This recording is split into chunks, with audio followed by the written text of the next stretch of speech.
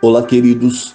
Eu sou o pastor André Luiz e eu quero começar dizendo: hoje é o dia da sua vitória. O bom pastor dá a vida pelas suas ovelhas. Queridos, estamos em Zacarias 11 e nós veremos de forma poética e simbólica como Deus vai falar sobre o futuro do seu povo e como ele agirá com a sua herança. Por isso, eu quero convidar você a compartilhar esta mensagem e a dar o teu like para que esta mensagem chegue a mais pessoas. E se você ainda não é inscrito neste canal, inscreva-se e ative o sininho para que você possa ser notificado a cada manhã quando colocarmos aqui uma nova mensagem. Vamos à leitura da palavra de Deus. Zacarias, capítulo de número 11, do verso 4 ao verso de número 7, que nos diz assim: Assim diz o Senhor, o meu Deus: apacenta as ovelhas da matança, cujos possuidores as matam e não se têm por culpados, e cujos vendedores dizem: louvado seja o Senhor, porque hei enriquecendo, e os seus pastores não têm piedade delas. Certamente não terei mais piedade dos moradores desta terra, diz o Senhor. Mas eis que entregarei aos homens, cada um na sua mão, e o seu companheiro, e na mão do seu rei, e eles ferirão a terra, e eu não os livrarei na sua mão. E eu apacentarei as ovelhas da matança, as pobres ovelhas do rebanho, e tomei para mim 2 varas, uma chamei de suavidade, e a outra chamei de laços, e apacentei as ovelhas. Glória a Deus. Queridos, Zacarias 11 é aonde ele descreve profeticamente sobre a rejeição do bom pastor e a aceitação dos pastores indignos que tratarão de arruinar o seu rebanho.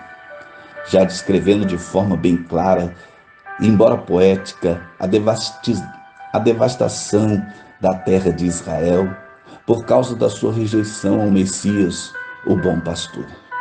E o juízo aqui previsto provavelmente se cumpriu ao destruírem os romanos Jerusalém no ano 70 da era cristã. Estes versículos, desde o verso 4 até o 14, são considerados mais enigmáticos de toda a escritura hebraica.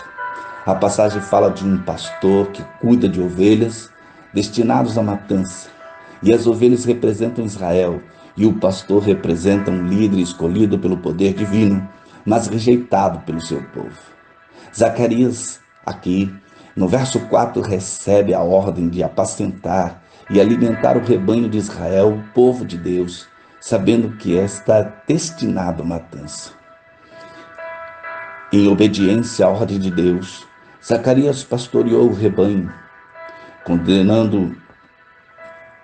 ordenado à matança, ou condenado à matança, tal como os pastores que carregavam os devidos instrumentos destinados a guiar e a proteger as ovelhas.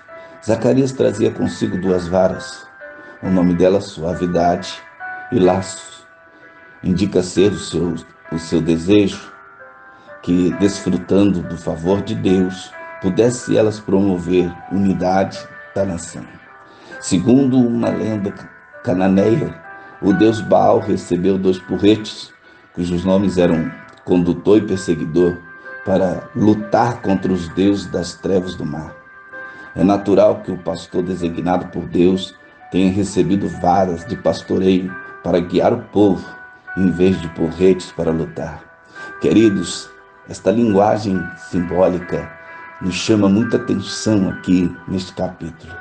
Veja que as varas que o pastor recebe das mãos do Senhor se chamam favor e união, pois estão simbolizados aqui exatamente essas 2 coisas.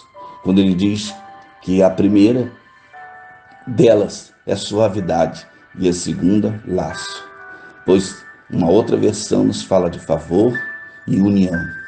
Preste bem atenção, porque no discorrer desse capítulo ainda aprenderemos como Deus fala de forma poética e simbólica, mas descreve em detalhes tudo que haveria de acontecer com o seu povo e com a sua herança. Veja que o verso de número 8 nos fala de 3 pastores. Alguns sugerem que os 3 pastores aqui citados representam 3 classes de líderes do povo de Israel: reis, profetas e sacerdotes.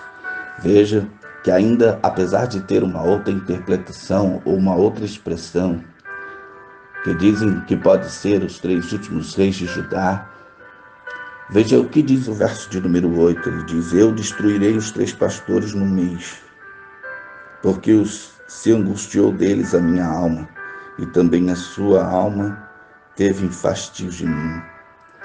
Então um juízo haveria de vir, e eles certamente seriam extirpados. O verso de número 9 ainda continua falando sobre esse juízo. E aqui vemos uma das páginas mais horrendas de Israel. O juízo decretado por Deus jamais deveria ser contestado, mas sim aceito, pois agora o juízo de Deus viria sobre aquela nação. E isso descreve uma das partes mais horrendas que aconteceu na história de Israel. O canibalismo foi uma das práticas mais horrendas que aconteceram como resultado da fome que o povo israelita passou quando sitiado em tempos de guerra.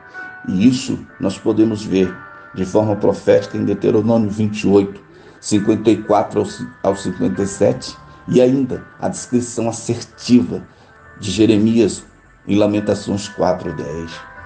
O fato de a vara da suavidade, no verso 10, ser mostrada aqui, que ela é quebrada, simboliza o fim da proteção de Deus do seu povo, para desfazer o conserto que havia com eles.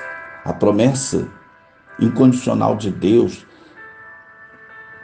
a Abraão e a Davi jamais seria desfeita, mas o tal conserto de paz, diz, nem tampouco o conserto de paz que Deus fez a Ezequiel.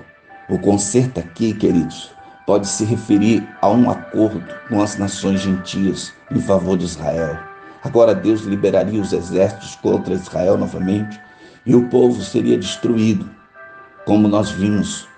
E a história relata que no ano 70, todo Israel é pisado e Jerusalém é destruído e os judeus dispersos pelos países. Os que viram certamente Zacarias quebrar a vara com um ato simbólico, no mesmo instante perceberam, queridos, ter aquilo um significado profético e sabia que aquilo vinha do Senhor. No verso de número 12, vimos o profeta assumindo a função de pastor messiânico. Zacarias exigiu o seu salário por serviços prestados, e o seu salário foi de 30 moedas de prata, o preço de um escravo. Foi exatamente o mesmo preço pago a Judas por trair a Jesus. A ordem de Deus, o verso de número 13, e ele diz: arroja isto ao olheiro e torne-se mais. Isto tudo faz com que a gente veja de forma mais concreta a atitude de Zacarias. Ele arremessou ao olheiro na casa do Senhor. A rejeição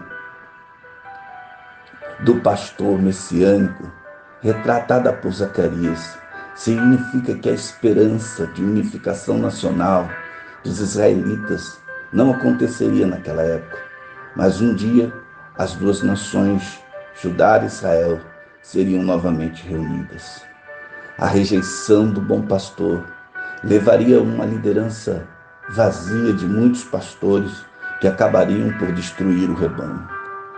Tomar o instrumento de um pastor insensato significa agir como ele. Comerá a carne e lhe despedaçará as unhas, demonstra a crueldade dos pastores insensatos para com o povo. O pastor inútil será julgado. E é isso que nós vemos aqui no verso de número 17.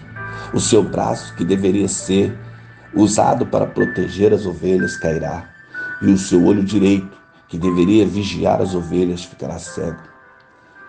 Eles não confortam os que estão tristes e nem curam os quebrantados. Os que são fortes o suficiente para resistir, eles não alimentam ou as fazem crescer. Utilizam-os para o seu benefício próprio, como um pastor que come a carne de suas ovelhas gordas. Eles são chamados de pastores inúteis e Deus está muito infeliz com eles. Ai dos pastores imprestáveis que abandonam o rebanho. Ah, queridos, em Zacarias 11, vemos o Senhor Deus apresentando uma grave denúncia contra os pastores infiéis. E, a princípio, ele revela o seu cuidado com os rebanhos e as ovelhas destinadas à matança. Ah, meus amados, há milhões, se não bilhões, de pessoas sofrendo ao redor do mundo, perdidas e sem esperança. A estas, o bondoso Deus envia uma mensagem de esperança. Eu me tornei pastor do rebanho destinado à matança. Os oprimidos do rebanho, então, peguei 2 varas e as chamei, a uma favor e a outra união, e com elas pastorearei o rebanho.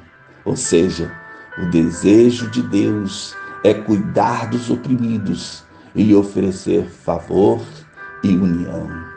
Estes são os elementos fundamentais para a sua vida, queridos. Os elementos fundamentais para a nossa vida aqui nessa terra. Precisamos demais do cuidado de Deus. Sem Ele, o fato e as precipitações da vida nos levarão ao desespero e à angústia. Oh, queridos, que nesta manhã o bom pastor possa cuidar de nós e que sejamos obreiros e obreiras dedicadas para não serem de maneira nenhuma levados ao juízo como os pastores inúteis de Israel, que se aproveitaram do seu povo e Deus trouxe juízo a todos eles. Oremos nesta manhã.